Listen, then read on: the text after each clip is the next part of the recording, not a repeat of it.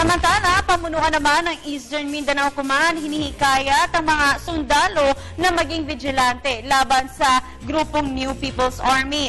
Samantala, 2 NPA ang namatay sa sagupaan naman sa Compostela Valley. Ang detalye mula sa aming kasamang si Peng Alinio ng Radyo ng Bayan, Davao.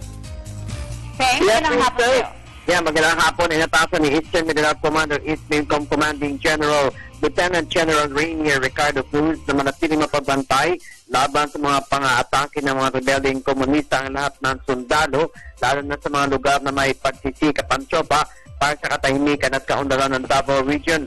Dapat ng pag-iingat sa lahat ng panahon ng mga tropa na nakatalaga sa mga liblib na lugar dahil sa presensya ng mga rebelding grupo na hindi natutuwa sa mga pagsisikap ng pamahalaan na maging mapayapa at umunlad ang mga naninirahang mga sibilyan doon.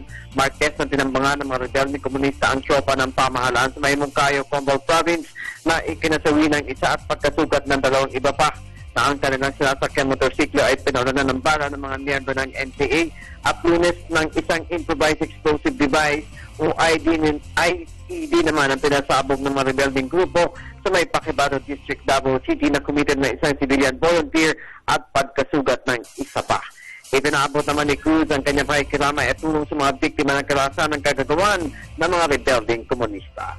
Para sa Telebisyon ng Bayan, Peng Alinio, Radyo ng Bayan, Davao. Daghang salamat sa imo, Peng.